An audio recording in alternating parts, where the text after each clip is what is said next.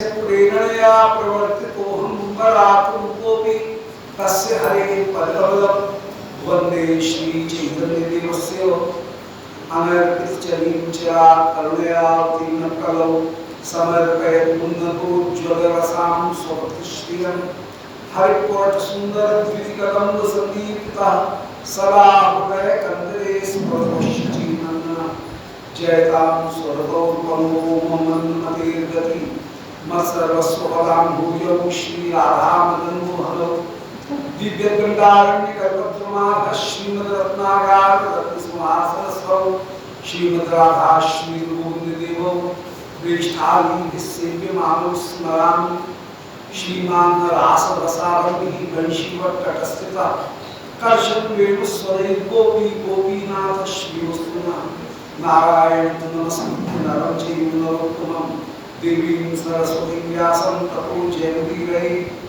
वाञ्छाकल्पतरुभ्यश्च कृपासिन्धुभ्येव च पतितानां पावनेभ्यो वैष्णवेभ्यो नमो नमः। हे श्री सनातन प्रभो करुणाम्बुराशे हे रूप दुर्गत जनैक दयावलोको हे भट्टयुग सुमते रघुनाथ दासो श्री जीव मंगलमते दयांतरा बोलो वृंदावन बिहारी लाल की जय।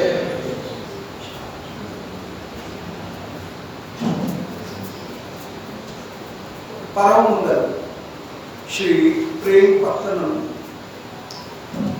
प्रकरण का जिसमें पूर्व प्रसंग में श्री रसोत्तर गोस्वामी पाद सिद्धांत स्थापित करते हुए ये कहा है कि आकाश में एक दिव्य प्रेम नगर है।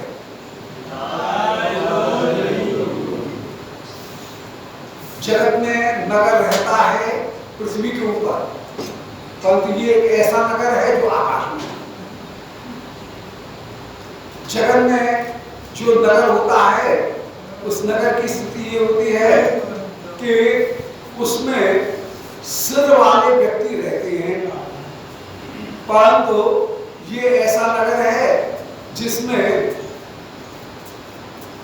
अनेक शरह, एक सिर वाले व्यक्ति नहीं है, बहुत सारे सिर वाले व्यक्ति हैं। अर्थात जितने भी श्री वृंदावन के निवासी हैं वे सब के सब दिव्य माने गए हैं। यत् प्रविष्ट सकलो जंतु सर्वे पदार्था प्यवधि रतिष्ठा आनंद सच्चित घंटा मुगैति तदेव वृंदावन आश्रयेमो।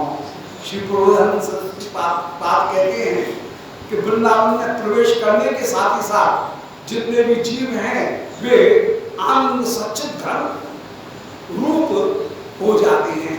वृंदावन वो स्पर्शमणि है जो लोहे को भी छुए जैसे पारस तो वो सोना हो जाता है। इसी प्रकार श्री वृंदावन की रज का स्पर्श होने पर प्राकृत शरीर भी चिन्मय हो जाता है। शरीर कहीं भी पैदा हुआ हो, कहीं का रहने वाला हो, वृंदावन में आने के कारण वह चिन्मय हो जाता है जहां प्रवेश कर। इसलिए श्री ब्रह्मा जी ने देखा, ब्रह्मा के जितने भी वृंदावन के पशु पक्षी कण कण वे सब के सब सभी सच्चित आनंद घन थे।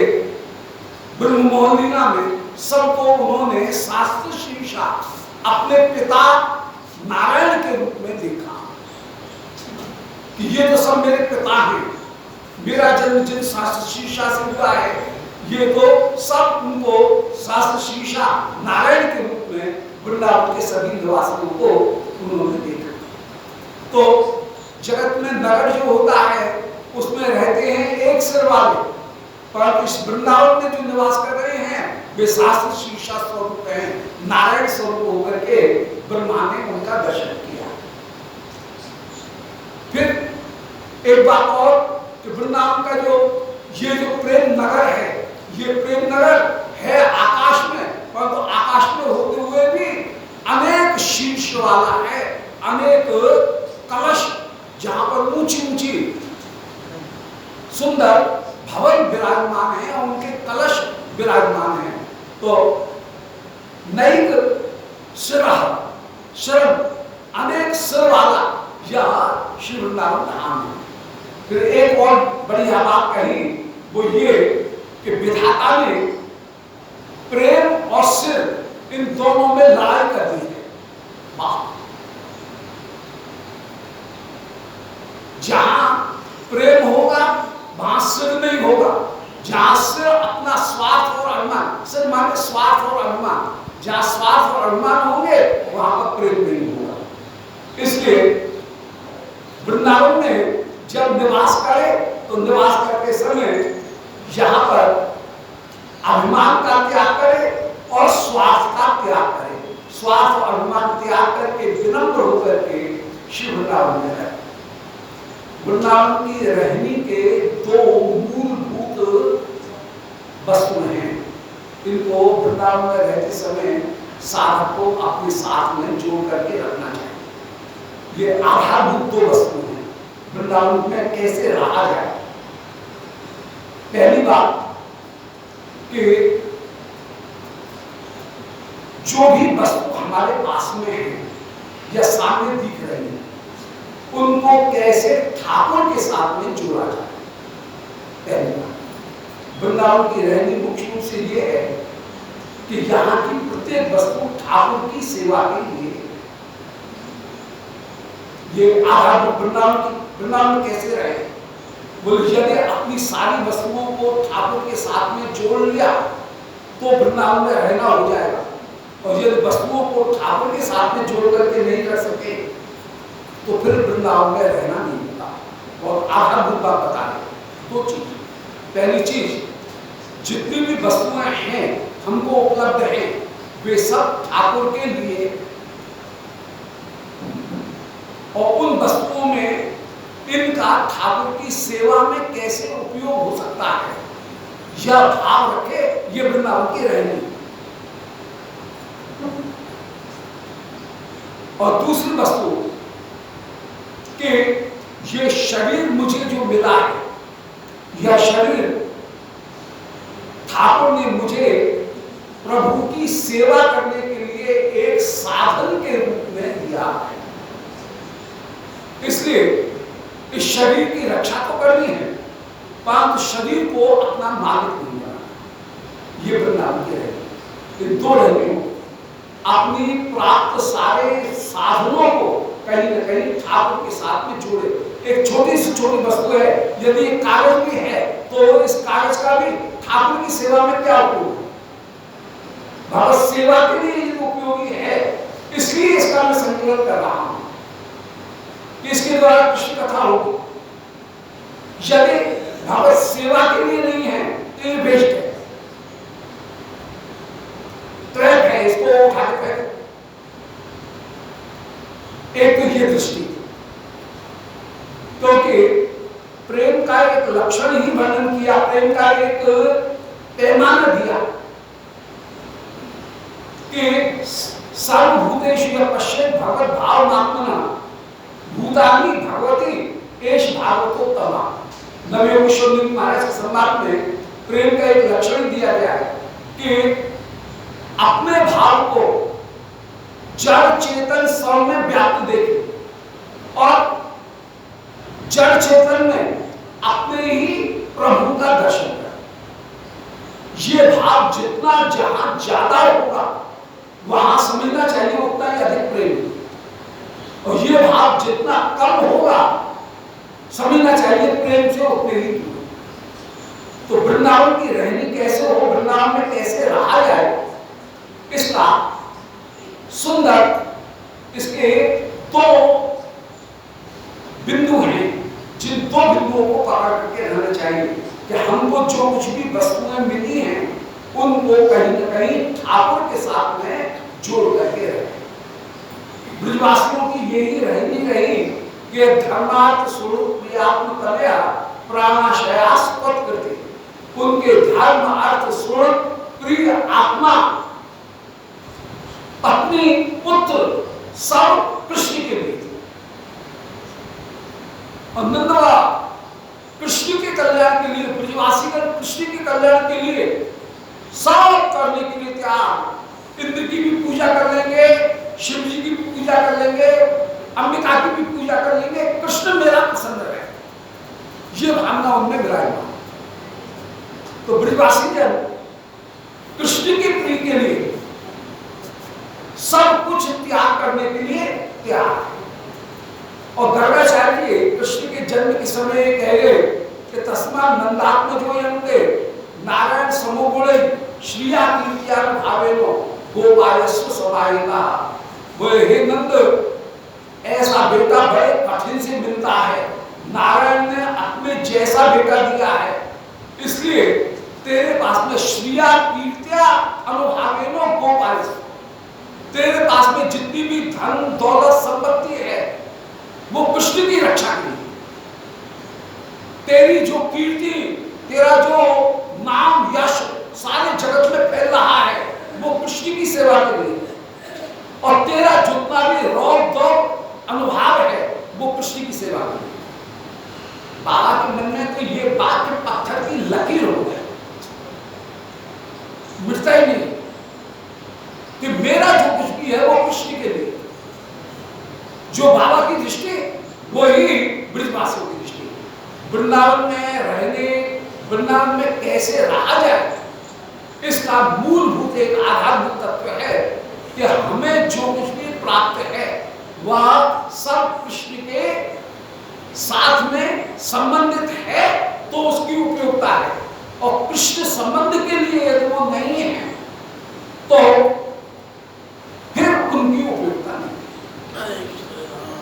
जो फ्रीज, एसी, मकान, घर, जमीन, जायदाद यदि है कृष्ण के लिए, यदि इसकी सेवा है, इसका उपयोग है तो ये उपयोगी है, वरना ये उपयोगी नहीं है। एक तो ये दृष्टि मुख्य वस्तु, और दूसरी वस्तु वृंदावन की रहनी क्या, ये शरीर मेरा नौकर है, ये मुझे एक साधन के रूप में मिला है, साधन है तो इसके द्वारा ठाकुर की सेवा। तो मुझे जो शरीर मिला है यह ठाकुर की सेवा के लिए है, और इस साधन का सेवा के लिए उपयोग करूं। इन दो चीजों को धारण करके वृंदावन में रहना चाहिए, तो वो वृंदावन की रहनी है। वृंदावन की जो महापुरुष के रहे बड़े, वे सब इसी दो वस्तुओं को आधार बना करके श्री वृंदावन में रहे कि जितना भी है, जो साधन मार्ग उपलब्ध हैं वो कृष्ण की सेवा के लिए हैं, और ये शरीर एक मशीन है, एक साधन है, इसका ठाकुर की सेवा के लिए ही मुझे उपयोग करना है। ये दो दृष्टि वृंदावन में रहने की है, अन्यथा वृंदावन का घर बड़ा कठिन, वृंदावन में बड़ी तकलीफ है। दूसरी एक सुविधा की अपेक्षा यहाँ पर सुविधाएं जो देखने में तो कुछ भी सुविधाएं नहीं है, बहुत कम सुविधाएं हैं, अब असुविधाएं खूब है श्री वृंदावन। पर यदि ये दो दृष्टि अपनाई है कि मेरे पास में जितनी भी वस्तुएं हैं वे सब ठाकुर की सेवा के लिए दी गई हैं, और ये शरीर भी ठाकुर की सेवा के लिए है, ये विचार करें मैं जो भी कार्य कर रहा हूँ वो ठाकुर की सेवा के लिए कर रहा हूँ। दो श्लोकों को याद रखना चाहिए, सर्वभूतेषु पश्येत् भगवत् भाव, अपने भाव को ही सब जगह व्याप्त देखे, और दूसरी बात है कि जहां वांसुत स्वभाव कायेन वाचा मनसेन्द्रियर्वा बुद्ध्यात्मना वांसुत स्वभाव, काय इंद्रिय मन बुद्धि और स्वभाव, इनके द्वारा मैं कर रहा हूं, ये सब ठाकुर की सेवा के लिए है। मैं जो दुकान, मकान, फैक्ट्री, नौकरी जो कुछ भी कर रहा हूं वो ठाकुर की सेवा के लिए है। यहाँ तक कि मेरा दातुन करना, मेरा स्नान करना, मेरा अपने शरीर की रक्षा करने के लिए वस्त्र धारण करना, यह भी ठाकुर की सेवा है। कि मैं स्वस्थ बना रहा हूं तो ठाकुर की सेवा। तो अनुसूत स्वभाव माने दंत धावन, स्नान, मल त्याग, यह भी भगवत सेवा के लिए है, यह सेवा के लिए है। तो मेरी जो शरीर की क्रियाएं हैं वे शरीर की क्रियाएं भी भगवत भजन बन जाए। इसीलिए महापुरुषों ने कई बार विवाह संसार उसको भी आदर दिया।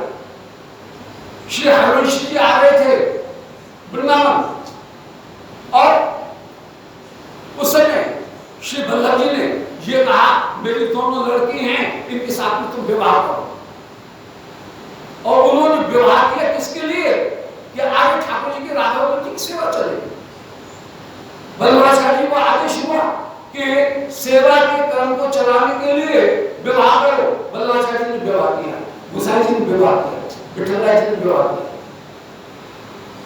तो विवाह इत्यादि जो कार्य हैं वो भी ठाकुर की सेवा के लिए, कि परिवार में सहयोगी मिलकर के सब सेवा करेंगे। तो ये एक मूल बात है। भगवत आज्ञा है तो कर रही है, अपने इंद्रियों के शरीर की मांग के कारण विवाह नहीं कर रहे हैं, शादी नहीं कर रहे हैं, वो शादी भी कर रहे हैं भगवत सेवा के लिए। तो ये एक दो श्लोक बिल्कुल आधारभूत श्लोक हैं वृंदावन की रहने के। एक तो ये सर्वभूतेषु पश्येत् भगवत भाव, ब्रजवासी जन कण कण में अपने ही भाव को देखते हैं।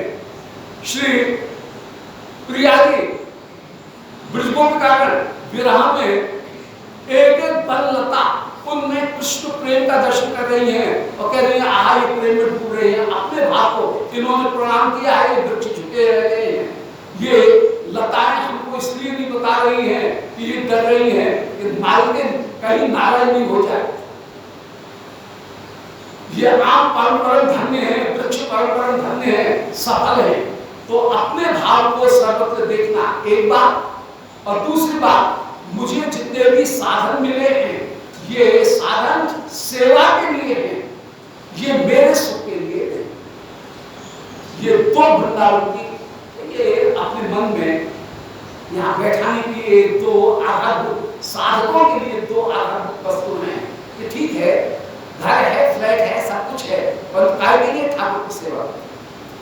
और यदि ठाकुर की सेवा नहीं कर रहे हो और घर को सजाने में लगे हो तो वो बेकार। इसलिए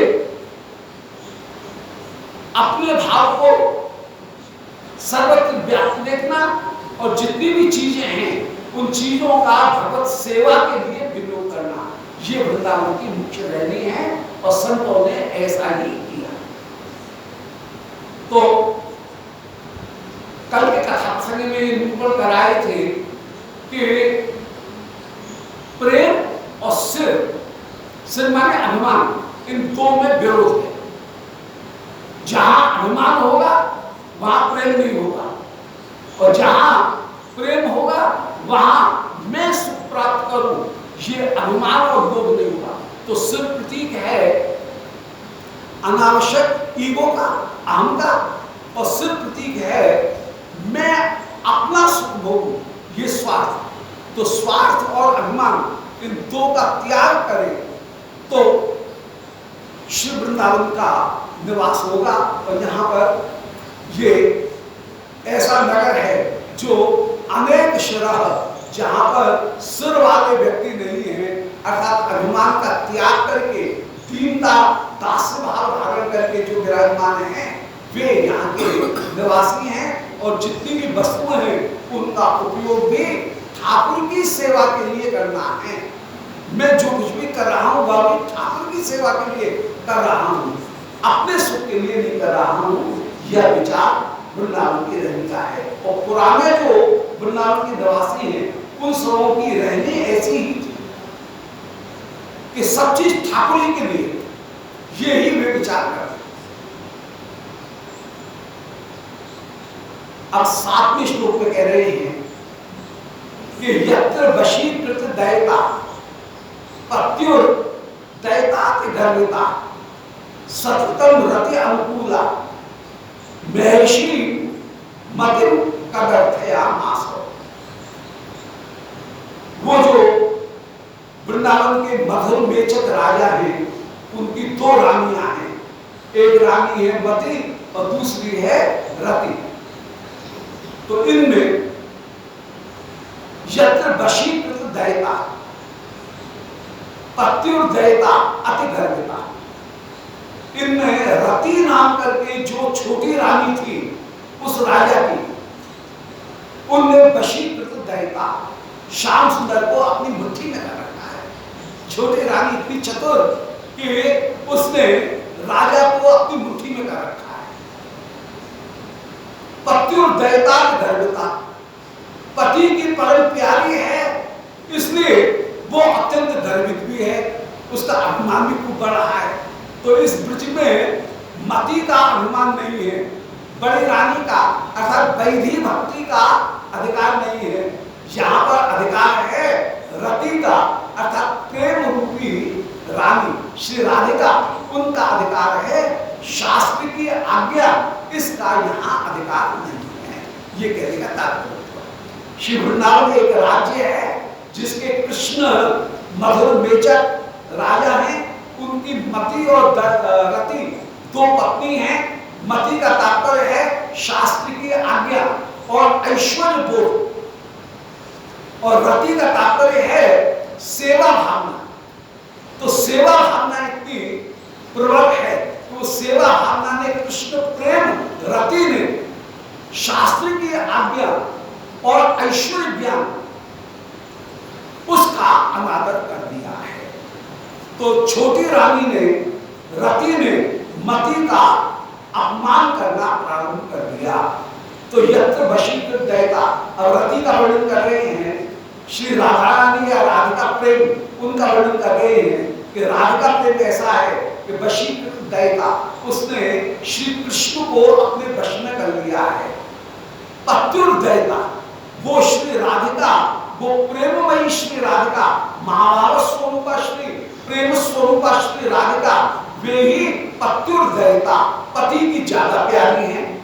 और पति की ज्यादा प्यारी होने के कारण सौभाग्य मत गर्विता हैं। सौभाग्य मत में कृष्ण उनसे ज्यादा प्रीति करते हैं, इस बात में अत्यंत गर्वित होकर के विराजमान है। सततम रति अनुकूला, उस रति ने श्री कृष्ण को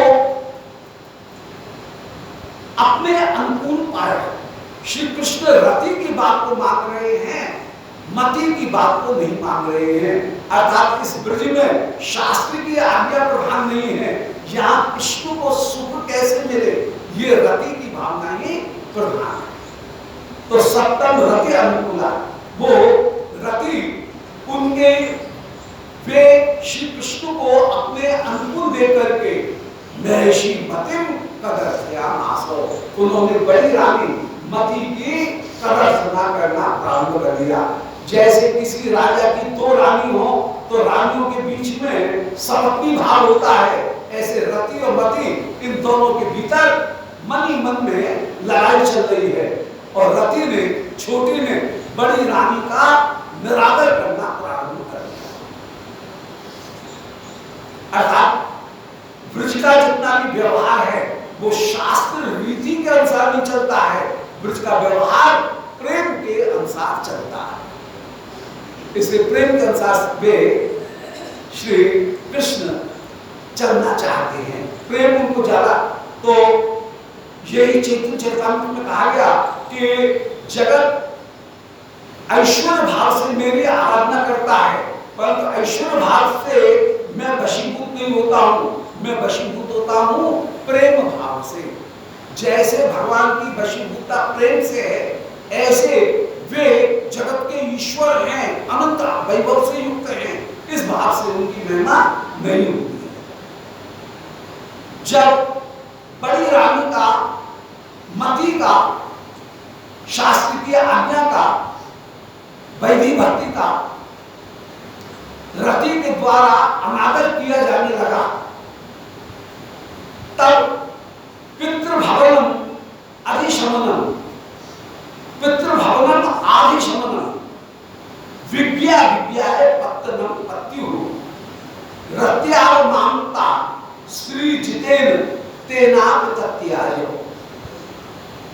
पितृभवनम अधिशमन, आदिशमन, उस समय जो मति थी, उस मति ने जब रति का अत्यंत अत्यंत अपमान किया तो अपमान होकर के मति दुखी हो गई। अब इसको ऐसे समझ लें, कि रति के द्वारा मति का अपमान किया जा रहा है।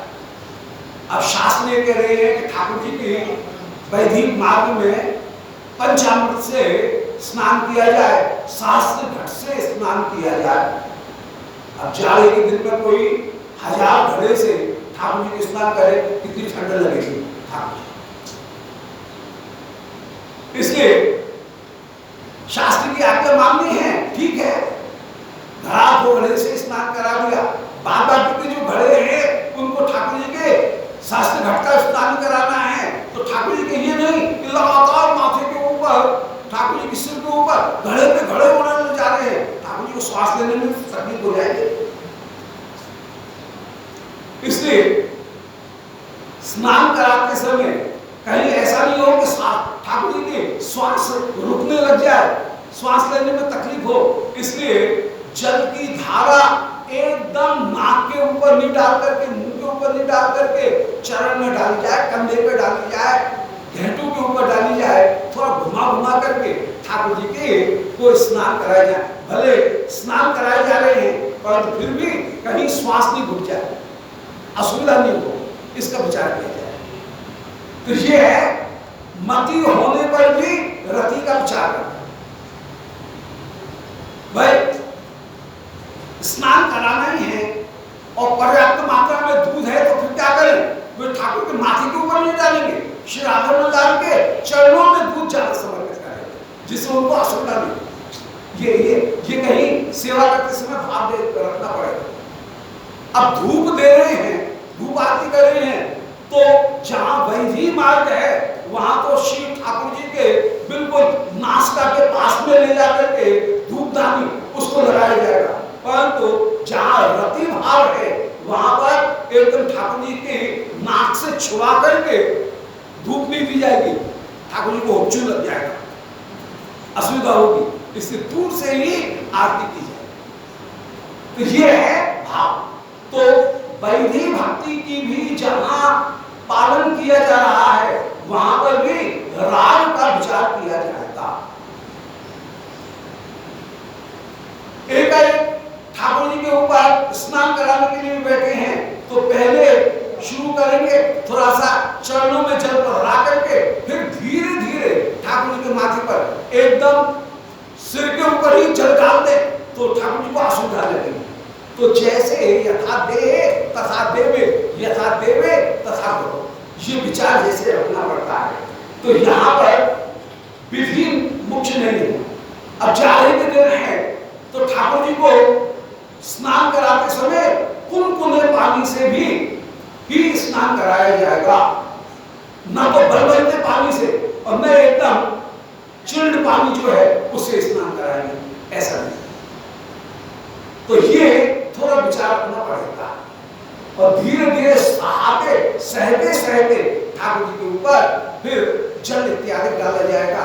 ये विचार हमेशा रखना चाहिए। सेवा करते समय कौन सी वस्तु कठोर है, कौन सी वस्तु कोमल है, ये शरीर के अनुकूल है या नहीं, ये विचार करना पड़ेगा। गर्मी के दिन हैं तो श्री प्रभु को वायल के हल्के जो वस्त्र हैं उनको धारण कराएंगे। जाड़े के दिन हैं तो फिर गहरा अस्तर वाले जो वस्त्र हैं उनको धारण कराएंगे। तो ऋतु के अनुसार वस्त्र धारण कराना, ऋतु के अनुसार श्रृंगार धारण कराना, समय के अनुसार उत्सव है तो उसमें विशेष श्रृंगार, नित्यादि में कम श्रृंगार, ये सारे विचार रखने पड़ेंगे। ऋतु के अनुसार जो वस्तु है उसको ही ठाकुर जी को भोग लगाना है, बिना ऋतु की वस्तु भोग नहीं लगा। अब जाड़े के दिन है और ठाकुर जी को ओढ़ाया नहीं तो ठंड लग जाएगी। हमें वृंदावन की श्री राघव जी के पास में ही आनंदी माई का उनका मंदिर है, थी पंजाब की बड़ा भाव।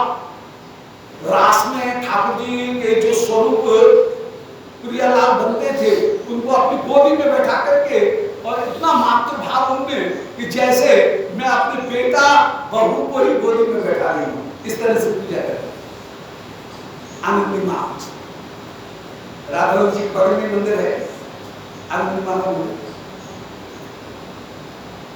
कलकत्ता गई किसी काम से और इधर पुजारी को कह गई कि ठाकुर जी की सेवा करना, और पुजारी सेवा करने में जाड़े के दिन और एक दिन ठाकुर जी को ओढ़ाना भूल गया, रजाई वजाई पास में रखी हुई थी, शैया जी के ऊपर थी, पर ओढ़ाना ढंग से भूल गया और उनको वहां अनुभूति हो गई। सो सब काम छोड़ करके दौड़ी हुई आई और वो कहने ठाकुर जी को लाल को कहने ढंग से ओढ़ाया और देखा उस दिन बुलाया, उस पुजारी ने कहा हाँ गलती हो गई, ऐसी भाव। तो ये है रति भाव, रति की प्रधानता, मति की प्रधानता नहीं। मति में तो वैदिक विधि है, वैदिक विधि में चाहे जाड़ा हो चाहे गर्मी हो, ठाकुर जी को पंचामृत स्नान कराना है, धड़ाधड़ ठंडा जो दूध है, ठंडा दही, उससे ठाकुर जी को स्नान कराया जाएगा। और शास्त्र घड़ा की जब तक पूरी 1000 घड़ाओं की गिनती पूरी नहीं हो जाएगी तब तक धड़ाधड़ उड़े जा रहे हैं। परंतु जहाँ भाव भक्ति है वहां पर ये विचार करते हुए कि ऋतु के अनुसार कहीं इनको जुकाम नहीं हो जाए, इनको असुविधा नहीं हो, ये विचार करते हुए ठाकुर को थोड़ी सी विधि के लिए एक प्रतीक रूप में, सैंपल रूप में कर लिया, टोकन रूप में थोड़ी सी सेवा कर ली, फिर इसके बाद में हो गया। इस बार में सेवा के अनुरूप, भाव के अनुरूप ही सेवा की जाएगी। तो यही हुआ यहाँ पर भी कि रति, उसका इतना प्रभाव कि रति के कारण मति की अवहेलना होनी शुरू हो गई और मतिन कदर्शया मासो, रति ने मति की कदर्शना कर दी, रति ने मति की निंदा करना प्रारंभ कर दिया। यह तो वशीकृत दैता, जिन्होंने कृष्ण को वशीभूत कर लिया था, ऐसी रति ने, माने राधा रानी ने पत्युर्दैता, पति की परम प्यारी होकर के अति गर्विता, अत्यंत गर्वित होकर के सप्तम रति अनुकूला, श्री रति कृष्ण की सेवा का ही निरंतर ध्यान रखती थी, इसलिए महर्षि मतिन कदर्शया मासो, उन्होंने बड़ी रानी मति उनकी भी कदर्शना कर दी। अर्थात सेवा करते समय शास्त्र की आज्ञा तो मानी जाएगी, शास्त्र की आज्ञा का विरोध नहीं किया जाएगा। ऐसा नहीं है कि वहां कांसे के पात्र में दही ठाकुर जी को भोग रखा जाए या तांबे के पात्र में दूध रखा जाए, क्योंकि तांबे के पात्र में दूध को रखेंगे दूध खराब हो जाएगा, कांसे के पात्र में दही को रखा कसेला हो जाएगा, दही खराब हो जाएगा। तो शास्त्र की जो विधि है उसका तो पालन किया जाएगा। घी और शहद ये समान मात्रा में प्रयोग नहीं किए जाएंगे, विषम मात्रा में ही इनका प्रयोग किया जाएगा। नारियल के पानी को कपूर के साथ में मिलाकर के भोग नहीं लगाया जाएगा क्योंकि वो नुकसान करता है। दूध में नमक डाल करके ठाकुर जी को भोग नहीं लगाया जाएगा। शाबात में कहीं की दूसरी वस्तुओं में वो किसी अन्य प्रकार से है, वो बात अलग है, परंतु सही दूध में यदि कोई नमक डाल करके भोग लगाए तो वो उचित नहीं है, शास्त्र में उसका निषेध किया गया है। तो शास्त्र में जो विधि निषेध की गई है कि धूप आरती किए बिना भोग रखा जाए, तो शास्त्र में उसका निषेध है, तो इसका पालन किया जाए। पहले धूप आरती होगी, धूप आरती होकर के ठाकुर के हृदय में भोजन करने की रुचि बढ़ जाए, ये विचार करते हुए धूप आरती किया जाएगा कि हे प्रभु, इस धूप को ग्रहण करके आप भोजन की रुचि को धारण करें। फिर भोजन की रुचि को धारण करके फिर धूप देने के बाद में फिर ठाकुर जी को भोग रखा जाएगा। तो शास्त्र की जो मर्यादा है वो मर्यादा पालन की जाएंगी। यदि भोजन ठाकुर के भोग समर्पित किया गया है तो न जाने किन किन के कर्तव्य कैसे कैसे हाथ लगे हो, कभी हाथ को धकोल भी दिया गया हो उसके भीतर, या जो वस्तु है उसमें न जाने जल्दी जल्दी में कभी रसोई करते समय जाने पवित्रता का विचार रखा के नहीं रखा गया, कहीं स्पर्शास्पर्श हो गया हो, प्रसादी अनुप्रसादी में कहीं संसर्ग आ गया हो, तो इन सारे दोषों को दूर करने के लिए ठीक है शंख में जल भर करके तुलसी पधरा करके चारों ओर जल से घुमाया जाएगा कि सत्यम त्वरितेन परिशिंचयामि, सत्य और ऋत इनके द्वारा मैं इस अन्न को पवित्र करके चिन्मय बना करके हे प्रभु आपको समर्पित कर रहा हूं। तो शास्त्रीय मर्यादा का पालन किया जाएगा, परंतु मूलतः वहां पर जो भाव है वो भाव है श्री कृष्ण के सुख का। कृष्ण को एक मनुष्य समझ करके, कृष्ण को अपना एक प्रियजन समझ करके, आदर्श समझ करके उनकी हम सेवा कर रहे हैं। वहां पर ठाकुर को ईश्वर समझ करके भोग नहीं लगाया जाएगा। ये नहीं कि भगवान से ही तो अग्नि उत्पन्न हुई है, भगवान अग्नि के रूप में विराजमान है, तो खौलता हुआ चूल्हे से उठा करके और खौलते हुए दूध को ठाकुर जी के सामने भोग रख दिया। ये कोई तरीका है क्या? दूध ठंडा करके देख करके कहीं चुभ तो नहीं रहा है, जल तो नहीं रहा है, खदक नहीं रहा है, ठंडा करके फिर भोग रखा जाएगा। तो ये जो भाव है, जो रति, वो रति भाव प्रधान है, मति भाव प्रधान नहीं। ये कहने का तात्पर्य। तो मति ने अनादर पाया, रति माने श्री कृष्ण के साथ में जो संबंध भाव था, वह संबंध भाव ही सर्वदा श्रेष्ठ होकर के विराजमान हुआ। तो रति ने श्री कृष्ण के अनुकूल होकर के मति की करदर्शना की। अब जब रति ने करदर्शना की, कृष्ण भी अनुकूल थे, अर्थात कृष्ण इस बात को पसंद कर रहे थे कि केवल शास्त्राज्ञा प्रवृत्ति नहीं चलेगी, यहाँ जो प्रवृत्ति चलेगी वो प्रवृत्ति चलेगी रति के अनुसार, सुख के अनुसार ही चलेगी। तो भाव भक्ति उसकी प्रधानता है। तो पति ने भी मति का अनादर करना प्रारंभ कर दिया और छोटी रानी ने भी अनादर करना प्रारंभ कर दिया। जब उसने देखा मति ने कि अरे न तो मेरे स्वामी मेरा आदर कर रहे हैं और यहाँ पर और कोई भी आदर नहीं कर रहा है, ऐसी स्थिति में यहाँ पर अनादर हो पाते हुए क्या रहूं, ऐसा कहकर के पितृ भवनम आदि शमनम, वो मति अपने पिता के घर पीहर लौट गई। जैसे ससुराल में यदि अनादर प्राप्त होता है तो लड़की के लिए पिता का घर खुला हुआ है, इसी प्रकार यहां से भी वो मति अपने पिता के घर लौट गई है। मति के पिता का नाम है आवध, रूपक है। तो आगम शास्त्र उनसे ही सारी वैदिक भक्ति वो उत्पन्न होती है। तो मति अपने पिता के घर लौट गई है। विज्ञा विज्ञा पत्यनम पत्यु, वो बड़े विज्ञा है, चतुर है, स्वाभिमानी भी है और चतुर भी है। मन में विचार कर रहा है यहाँ पर रहने पर मैं उनकी अनादृत होंगी और अनादृत होने के साथ साथ पति को भी अच्छा नहीं लगेगा। मेरे रहने से पति यदि मुझसे प्रसन्न नहीं है तो फिर यहाँ रह करके मैं क्या करूंगी, जहां मेरा जन्म हुआ है मैं तो वहीं जाती हूँ। अपने मूल जो उदय का स्थान है, जिस घर में मेरा जन्म हुआ है, उस उदय के स्थान में जाती हूँ। ऐसा विचार करके पत्तनम पत्यु हो तत्याजो, उस मति ने पति के भवन का त्याग कर दिया और रत्याग मांगता, रति के द्वारा अत्यंत वो अपमानित होकर के विराजमान हुई। स्त्री जिते तेनाक तत्याजो, जब वो रूठ करके जाने लगी दुखी होकर के, श्री कृष्ण ने भी उसको रोका नहीं। मधुर मेचक राजा जो है उनने भी उस रानी को रोका नहीं है और उनने भी उसको तत्याजो, उसको भी पूरी तरह से त्याग दिया कि ठीक है, स्नेह के कारण हमारी जो सेवा की जा रही है वही सेवा अच्छी।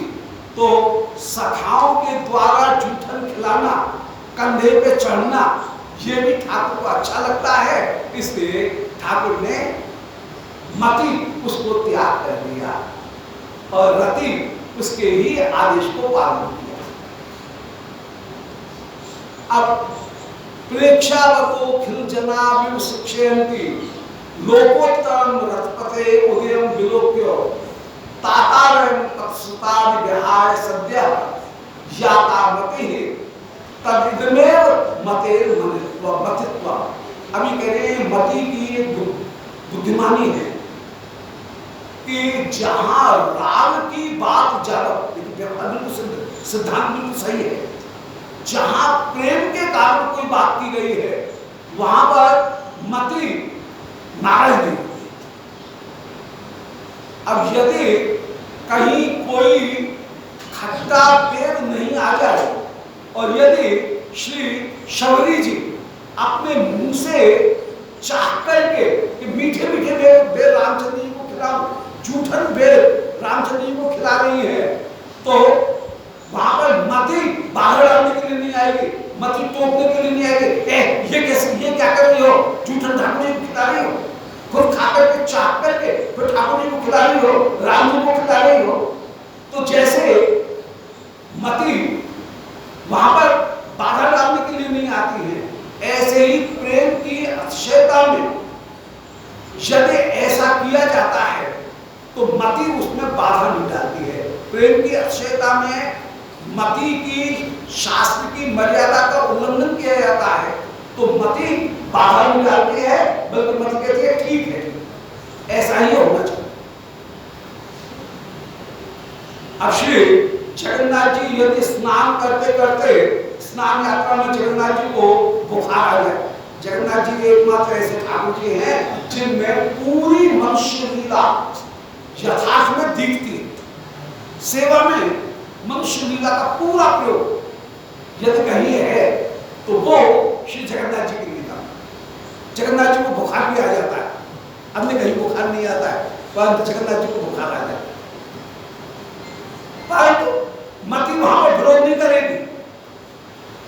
वह बुखार आ गया तो ठीक है, जगन्नाथ जी की चिकित्सा की जाएगी, ये रस की बात है। जगन्नाथ जी के श्रीअंग में कहीं मालिश की जाएगी, दवाई लगाई जाएगी, औषधि जो है वो लगाई जाएगी, तो ये रस की एक स्थिति है। तो मति का एक स्वभाव है कि रति के व्यवहार को देख करके मति उसका विरोध नहीं कर पाती है।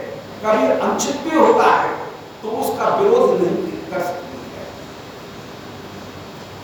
यदि गोपियां अपने पहने हुए ओढ़नाओं को उतार करके कृष्ण को वस्त्र के रूप में प्रदान करती हैं, अब उन ओढ़नाओं में आंसू के धब्बा लगे हुए होंगे, पृथ्वी पर लौट रही हैं, तो श्री वृंदावन की रज उन वस्त्रों में लगी हुई है, परंतु तत्वोपविष्टो भगवान स ईश्वर योगेश्वरांतर हृदय कल्पितासना, श्री कृष्ण उसके ऊपर भी बैठते।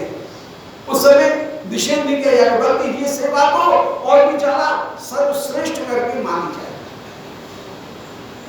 अन्यथा ठाकुर को अपने द्वारा उपयोग की गई वस्तु ठाकुर को थोड़ी दी जाएगी। ठाकुर की उपयोगी वस्तु प्रसादी अपन लेंगे, अपनी प्रसादी वस्तु ठाकुर को नहीं दी जाएगी, परंतु यहाँ गोपियां अपने पहने हुए वस्त्र वे ठाकुर को आसन के रूप में देती हैं। ये प्रेम की बात है, तो रति उसको मना नहीं करेगी। तो यहाँ पर ये प्रसंग चल रहा है कि मति वह विरोध नहीं करती है रति का। तो प्रेक्षावतो खिल जना जनाति शिक्षयन्ति, वहां पर जितने भी जन हैं उन सबों को भी ये शिक्षा देते हुए उस मति ने एक व्यवहार स्वीकार किया कि भाई ठाकुर को जिसमें सुख मिल रहा है हमको वो करना है, ठाकुर को जिसमें सुख नहीं मिल रहा है हमको वो व्यवहार नहीं करना है। कहते हैं उस समय के लिए श्री जगन्नाथ जी के मंदिर की व्यवस्था श्री रंगदेश स्वामी जी महाराज को प्राप्त हुई।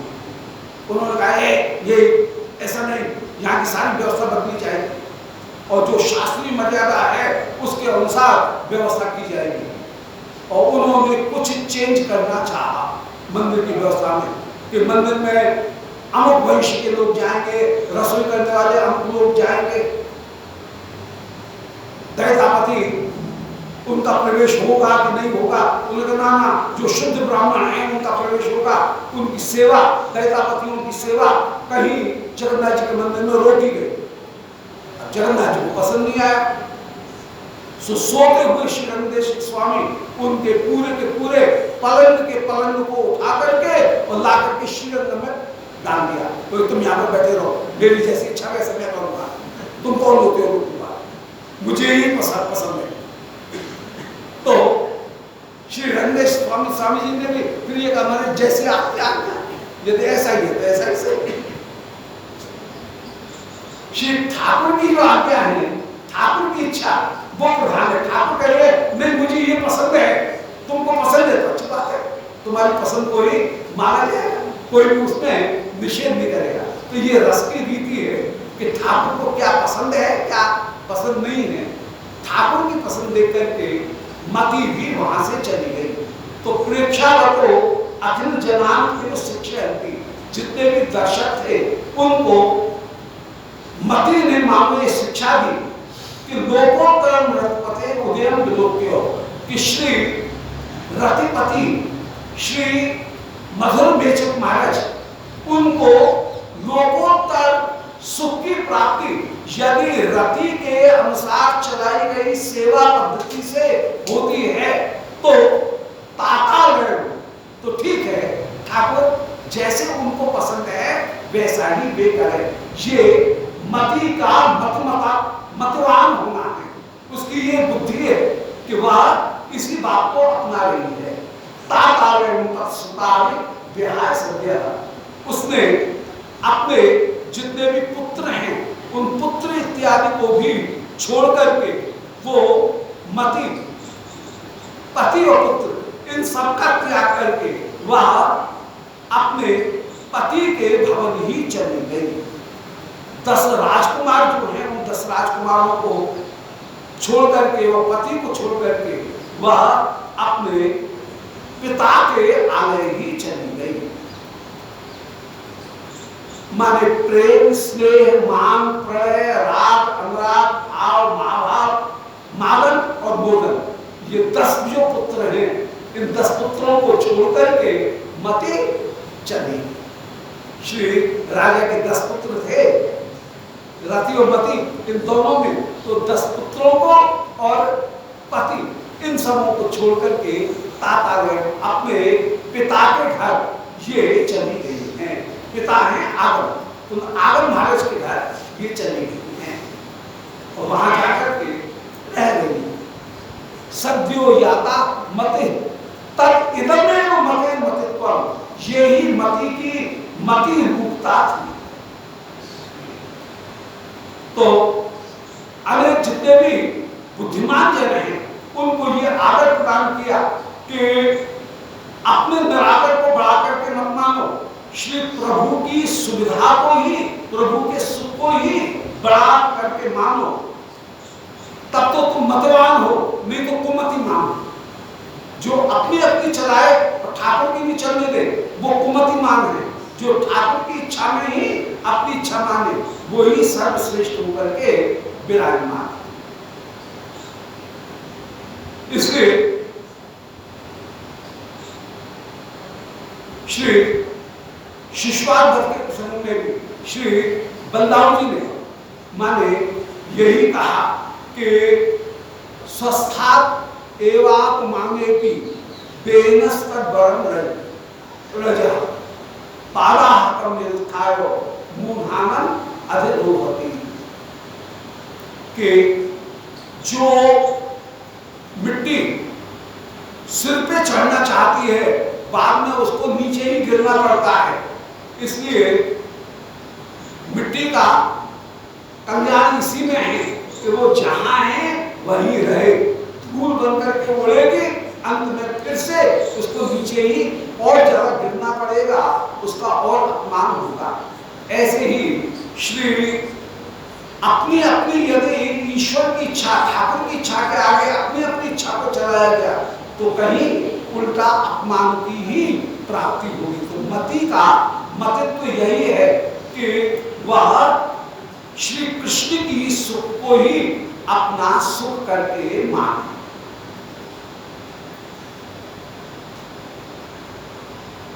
इस विषय में अनेक अनेक दृष्टांत यहां पर दिए गए।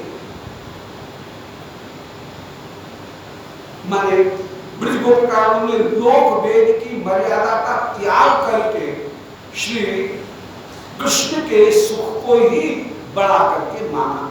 लोक वेद की मर्यादा का त्याग करना ये गोपियों के उत्कर्ष का कारण है। अन्यथा लोक वेद की मर्यादा का त्याग करने पर निंदा होनी चाहिए थी गोपियों की, परंतु श्री कृष्ण भी गोपियों की वंदना करते हुए कहते हैं लोक वेद की मर्यादा का त्याग करने की वंदना की जाती है स्वयं कृष्ण के द्वारा कि न पाए हम निरुद्ध संजया या दुष्कृतम स्वजन मार्ग पथम चेत्वा भेजो मुकुंद पदवी शुद्र। श्री उद्धव जी भी कह रहे हैं कि ये परम वंदनीय है और श्री कृष्ण भी कह रहे हैं कि हे गोपियों मैं तुम्हारे प्रेम का पार नहीं पा सकता हूं। जिन्होंने दूसरे जो आयु पथ उसका भी त्याग करके मेरी सेवा की, तो श्री कृष्ण भी इस आधार पर वंदना करते गोपियों कि न पारे हम निर्वृत्त संज्ञान स्वसार कृत्यम विधा विधायशाप्या यामा भजन दुर्जय गे श्रृंखला समृच्य। दुर्जय जो गे श्रृंखला है उसको आपने काट दिया, तो ये काट देना मर्यादा का त्याग करना इसकी प्रशंसा स्वयं श्री कृष्ण करते हैं। तो मति या शास्त्रीय विधि का त्याग करना इसकी कृष्ण भी प्रशंसा करते हैं। तो मति की मतिता यही है कि वह लोक वेद की मर्यादा का कि वह कृष्ण सुख के लिए अपने अपमान को भी स्वीकार कर लेती है, इसलिए मति लौट करके चली गई। तातालयन पतिसुतादि विहाय सद्य। इन्होंने श्री कृष्ण और कृष्ण के जो 10 पुत्र थे प्रेम स्नेह मान प्रणय राग अनुराग भाव महाभाव मादन मोदक, इन जो 10 पुत्र हैं उनका भी त्याग करके ये चली गई।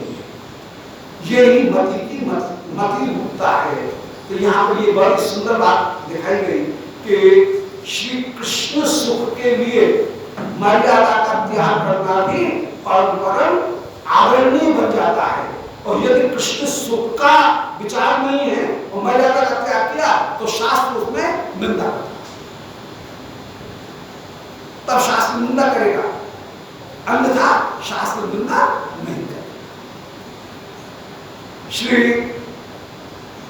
यशोदा कृष्ण को बांध लेती है, श्री राधिका कृष्ण को अपनी वेणी से वेणी दामोदर को बांध लेती है। ये कृष्ण को बांधना, कृष्ण को दंडित करना, कृष्ण को अपमानित करना यह परम दंडनीय हो जाता है। तो मति का त्याग कर देना, शास्त्र की मर्यादा का त्याग करना ये प्रेम की अक्षयता के कारण है, तो वो हो जाएगा दंडनीय। और यदि प्रेम है नहीं और कोई दूसरा ऐसा व्यवहार करेगा तो वो महानरक का कारण बन जाएगा। जैसे बेन राजा ने श्री कृष्ण की निंदा की तो उनको नरक की प्राप्ति हुई, और शिशुपाल भाव के द्वारा स्तुति कर रहा है तो शिशुपाल का बैर भाव रखने पर भी कल्याण हो गया। फिर माधुर्य भाव से कृष्ण के हित की कामना में यदि कृष्ण को यशोदा मैया भागती है तो उसका तो कहना नहीं क्या। इसलिए ब्रज सुंदरियों की इस प्रेममयी बात को श्रवण करके श्री उद्धव जी ने यही कहा कि श्रुति स्मृति मेरी वाणी सुनकर के गोपियों ने मेरा अपमान किया। आहा, इन गोपियों की महिमा को देखो कि ये रति की सलाह में रहते हुए मति का भी विरोध करती है। ये कहने का तात्पर्य तस्या धनस्य जनका धन संगस्य शासना अनिशम अथ पितृ शिक्षा पटुभिर भिक्षाम चिरा आगति। तस्या अधनस्य, अब पीहर में पहुंच तो गई मति, अपने पति के घर को, उस प्रेम पत्तन नगर को, आकाश में जो स्थित था ऐसे प्रेम नगर को छोड़ करके वो मति अपने आगम नामक पति के घर में पहुंच तो गई, परंतु आगम स्वयं निर्धन है। अर्थात उनके पास में कृष्ण को वशीभूत करना यही सबसे बड़ा धन है, और ये धन आगम के पास में नहीं, ये धन सर्वदा रति के पास में। तो तस्य अधनस्य, आगम शास्त्र जो है वे निर्धन है। ये गरीब घर की बेटी है मति, अपने पति के घर पहुंच तो गई, पर जनकस्य आगम संगस्य शासना, बोली बेटी तू आ गई है, ठीक है, यहाँ रहे, तेरा घर है, अपनी बेटी तो अपने पास में रहेगी, इसलिए तू यहाँ रह रही है, आनंद से रहे। आगम संगस्य शासना अनिशम, उनने ये शासन दिया कि बेटी तू आराम से यहाँ रहे, परंतु अब कुछ न कुछ सहायता तुझे अवश्य करनी पड़ेगी। ऐसा कहकर के उन पति के शासन से, पति के आदेश, पिता के आदेश से अनिशम, वो दिन रात अतिपितृ शिक्षा बटुभी, पिता की शिक्षा में परम पटु, अन्य जो बटु है उन बटुओं के साथ में ये भी भिक्षा मांगने के लिए चली जाती है, और भिक्षा मांगती हुई ये अपने जीवन का निर्वाह कर रही है। मन में विचार कर लिया जैसे भी है वैसे अपने जीवन का निर्वाह करना है, ऐसा विचार करके ये अपने भिक्षा मांगती हुई अपने जीवन का निर्वाह कर रही है। तो तस्य अधनस्य जनकस्य, वो निर्धन जो पिता है, आगम जिनका नाम है, उनने इसको कहा कि बेटा ठीक है, अब ठीक है, तू भी थोड़ी सहायता करना, घर के काम में हाथ बटा, जैसे है वैसे अपने जीवन का निर्वाह कर। ऐसा कह करके उनके शासन से, ये पिता की शिक्षा से चतुर जो बटु है उन बटुओं को लेकर के भिक्षा आचरण करती हुई, भिक्षा करते हुए ये मति अपने जीवन का निर्वाह कर रही है। भिक्षा का तात्पर्य है प्रेमा भक्ति की कृपा से ही इसके जीवन का निर्वाह हो रहा है। यदि प्रेमा भक्ति नहीं है, यदि कृष्ण के साथ में स्नेह नहीं है, तो जितने भी साधन हैं वे सब व्यर्थ है। प्रेम नहीं है तो वे साधन सब व्यर्थ हो जाते हैं। प्रेम है तो वो साधन, जितने भी साधन हैं वे कहीं न कहीं फलदायी होंगे। ये मति रति विरोधिनी जो मति है उसकी दुर्वस्था का निरूपण किया जा रहा है। यहाँ पर कहने का तात्पर्य है कि यद्यपि शास्त्र के द्वारा ही, पंडित के मुख से ही अपने श्री कृष्ण के ऐश्वर्य को जाना जाता है, इसी प्रकार यहाँ पर मति को भी आगम शास्त्र ने उपदेश दिया और कहा देख कृष्ण के साथ में विरोध मत करना। कृष्ण यदि तुझे अभी पसंद नहीं कर रहे हैं तो तू श्री कृष्ण की कृपा की भिक्षा करते हुए अपने जीवन का किसी तरह निर्वाह कर और तू यहाँ रह। ये हम साधकों के लिए भी एक साधन का मार्ग बताया। कई बार यदि नामापराध बन जाए और नामापराध बनने पर नाम में मन नहीं करे तो उसका उपाय भी यही बताया कि भाई नाम भगवान से प्रार्थना करे कि हे नाम भगवान मुझे मेरे ऊपर कृपा करो, मुझ पर आपका अपराध हो गया। तो नाम भगवान कहीं न कहीं हृदय में ये भाव प्रकट कर देंगे कि तेरा जो नामापराध बना है वो स्वरूप सेवा से बना है कि शिव जी के स्वरूप के अपराध से बना है कि शिव जी के अपराध से बना है कि वैष्णव के अपराध से बना है कि धाम के अपराध से बना है कि नाम के अपराध से बना है, गुरु के अपराध से बना है। क्योंकि जितने भी अपराध हैं, सावधान, जितने भी अपराध हैं वे अंत में नामापराध बन जाते हैं।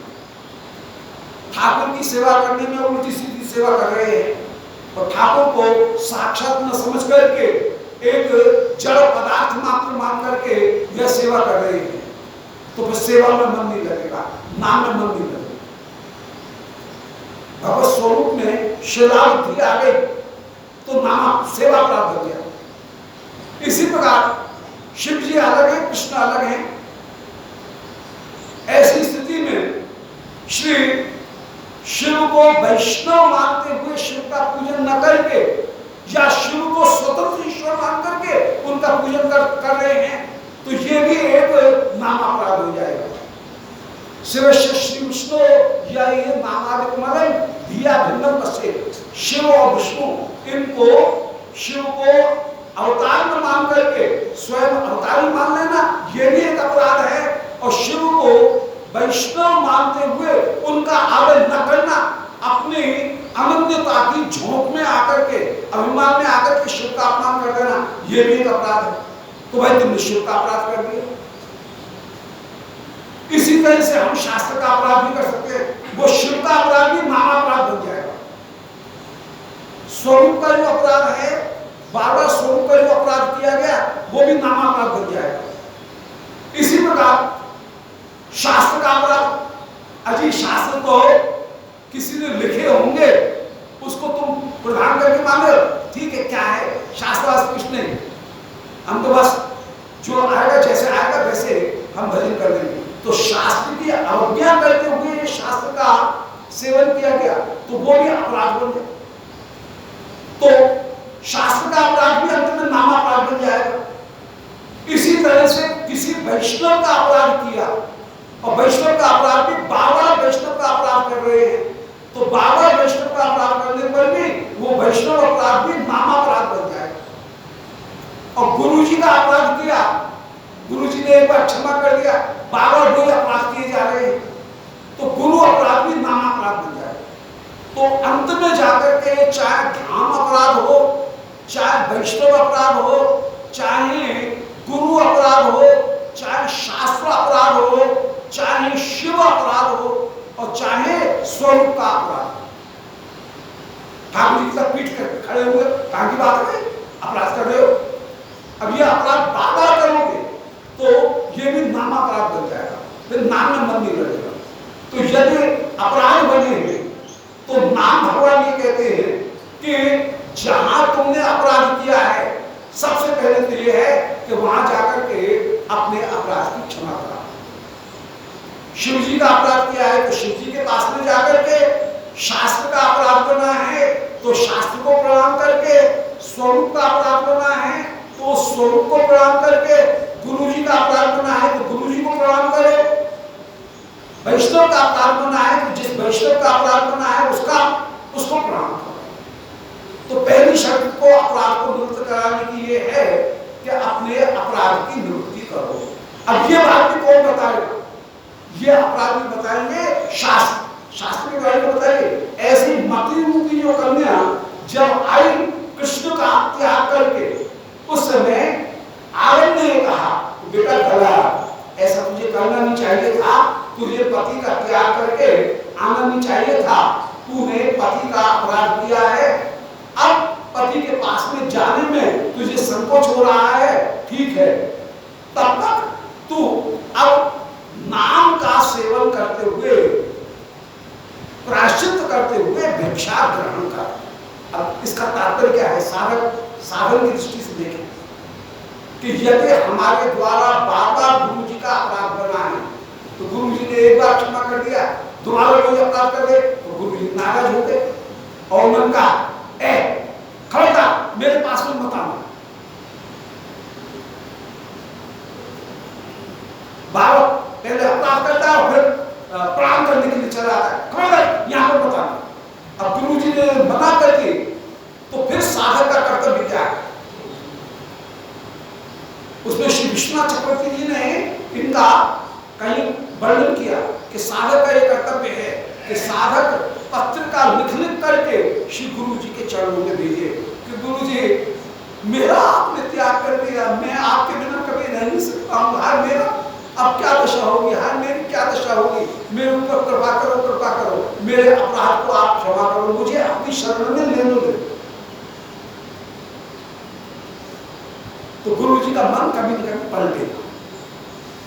अब मानो अपराध बहुत ज्यादा हुआ, गुरु जी बहुत ज्यादा नाराज, कोई ऐसा अपराध बन गया जिससे गुरु जी की नाराजगी बहुत ज्यादा है, तब और गुरु जी का नाम उसकी बात हमसे हमारे सामने करने की भी जरूरत नहीं है, इतने नाराज है, ऐसा होता नहीं है।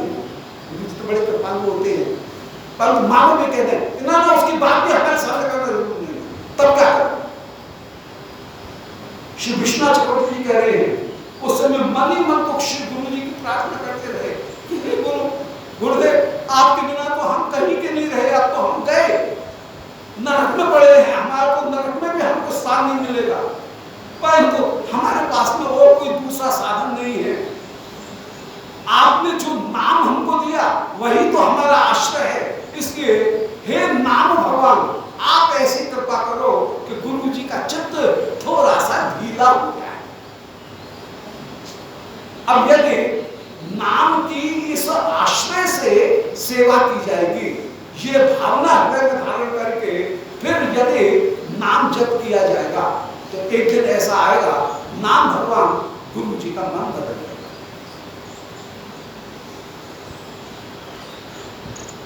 ये दो स्थिति, पहली स्थिति थी जहां अपराध किया वहां क्षमा प्रार्थना करो, बहुत काम की चीज बता रहे।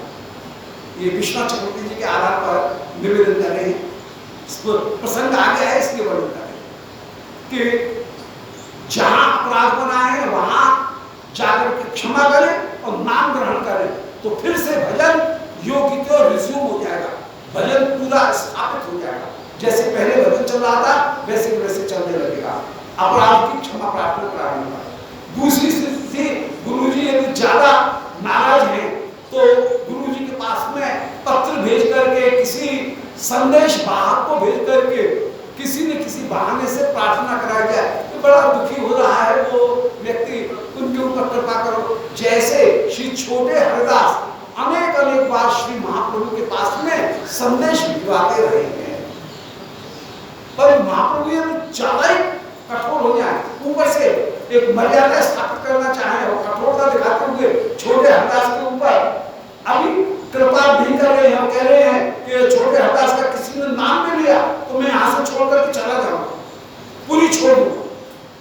तो सबकी हिम्मत खत्म हो गई, कोई छोटे हरिदास का नाम नहीं ले रहा है। ऐसी स्थिति में हर छोटे हरिदास ने जब ये देखा कि महाप्रभु मुझे अपनाएंगे नहीं अपना रहे हैं, उस समय अत्यंत दुखी होकर के श्री छोटे हरिदास नाम का आश्रय लेकर के प्रयाग में पड़े हुए और श्री गंगा जी में ही इन्होंने अपने देह का त्याग कर दिया।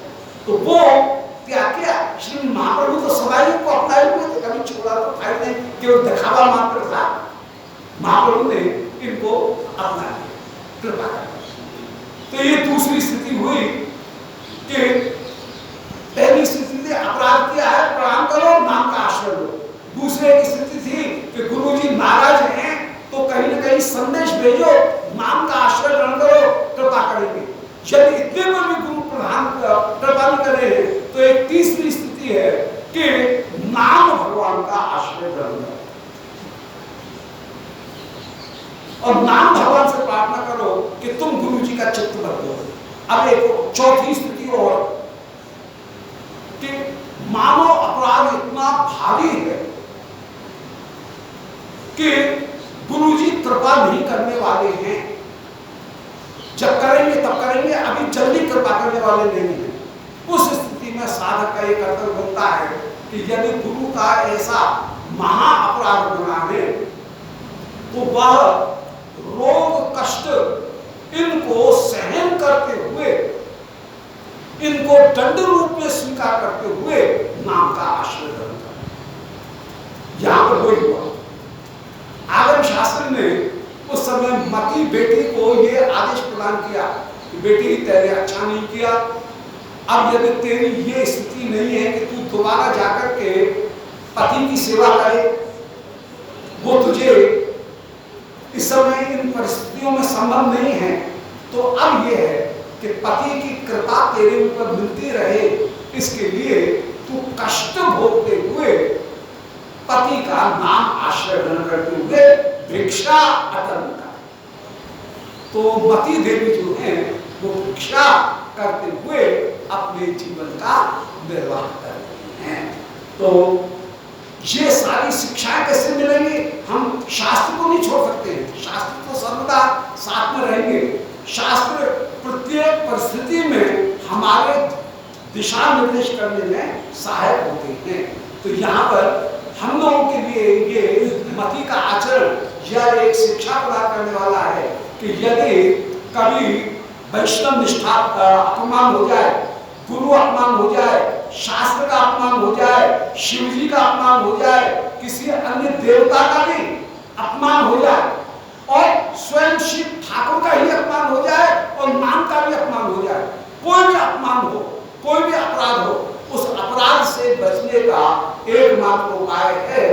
सबसे पहला उपाय तो जहां अपराध बना है वहां तो क्षमा प्रार्थना कर। शिव जी के पास में बना है तो शिव जी को किसी शास्त्र का निंदा की है तो शास्त्र की क्षमा प्रार्थना कर ले, गुरु जी की निंदा की है तो गुरु जी की क्षमा प्रार्थना कर ले। फिर नाम का आश्रय करें। दूसरा सहायक हुआ नाम का आश्रय, नाम का आश्रय ग्रहण करें तो अपराध की निवृत्ति हो जाएगी, पुनः भजन वैसा का वैसा लग जाएगा। अब यदि अपराध कोई बहुत बड़ा है तो ऐसी स्थिति में कष्ट सहन करते हुए नाम को ग्रहण करना चाहिए। और श्री मती रानी ने जो महर्षि है उन्होंने ऐसा ही किया। उन्होंने कष्ट पाते हुए भिक्षा मांगते हुए उन्होंने श्री कृष्ण का स्मरण करना प्रारंभ किया और कृष्ण स्मरण करते हुए विचार कर रहे हैं कि कब वो अवसर होगा कि श्री मती रति महारानी का मेरे प्रति जो विरोध है वो विरोध समाप्त होगा और मैं रति की अनुगत होकर के ही विराजमान होंगी। ऐसे वो भिक्षा मांगती हुई विराजमान हुई।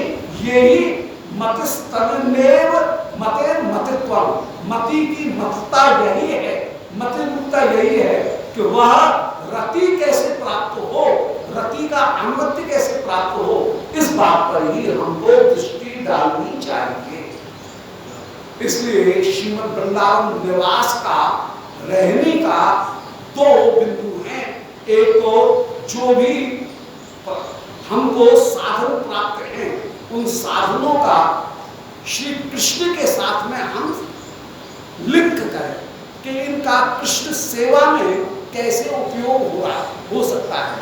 और दूसरा इस शरीर को भी भगवत सेवा का एक साधन मात्र माने, ये शरीर का सुख प्राप्त करना यह उपास्य नहीं है, ऐसा विचार करते हुए श्रीमद् वृंदावन में रहनी को अपनाना चाहिए। नाम का आश्रय ग्रहण करें, प्राप्त जितने भी साधन जो भी मिल रहे हैं उनको ग्रहण करते हुए अपनी जीवन की यात्रा चलाएं और जो भी साधन मिले हैं उन सारे साधनों को भगवत सेवा में प्रयुक्त करते हुए विराजमान हो। ऐसा कहते हुए वो मति वह विचरण कर रही है। सुमत सुतात विनीता शांत स्वांता विधानेन परिणीता मात वियोग पीता शांति पत्या निजाश्रमम नीता। और उस सुमति की एक बेटी हुई, उस बेटी का नाम था शांति। वो शांति शांत स्वांत नामक किसी ऋषि को ब्याही। स्वांत शांत का तात्पर्य है भाई वो कहीं शांत भक्ति के किसी साधक के साथ में वह शांति नामक बुद्धि विवाही है। और बेटी भी इस प्रकार ब्याह होकर के अपने ससुराल चली गई। ये शांत भक्ति किसको कहते हैं? शांत भक्ति कहते हैं कृष्ण से तो प्रीति की जा रही है परंतु कृष्ण के साथ में ये ब्रह्म है, परमात्मा है, इस दृष्टि से कृष्ण के साथ में प्रीति करना, इसी का नाम है शांत भक्ति। शांत भक्ति, दासी भक्ति, 5 भक्ति है ना, शांत, दास, सख्य, वात्सल्य और मधुर। इनमें शांत भक्ति इसको कहेंगे कि कृष्ण के साथ में प्रीति करना, परंतु कृष्ण को ब्रह्म मानते हुए प्रीति करना, कृष्ण को परमात्मा मानते हुए प्रीति करना, इसका नाम है शांत भक्ति। तो वो शांति नामक जो बुद्धि है वह किसी शांत मत नामक ऋषि को विवाही है और उनके साथ में हमारे शांत भक्ति करते हुए, शांत रति करते हुए वो विराजमान हुई। इस प्रकार वह कृष्ण को ब्रह्म मान करके उपासना कर रहे हैं। अंत में जाकर के उनको ब्रह्म साहित्य की ही प्राप्ति होगी, ब्रह्म के ऐश्वर्य का। श्री गोलोक के बहिर्मंडल में ब्रह्म रूप में कृष्ण का दर्शन हो जाएगा।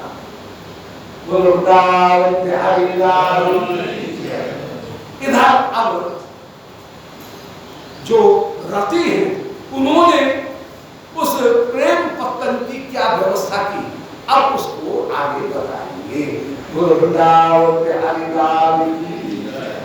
गोविंद जय जय गोपाल जय जय गोविंद जय जय गोपाल जय जय श्री राधा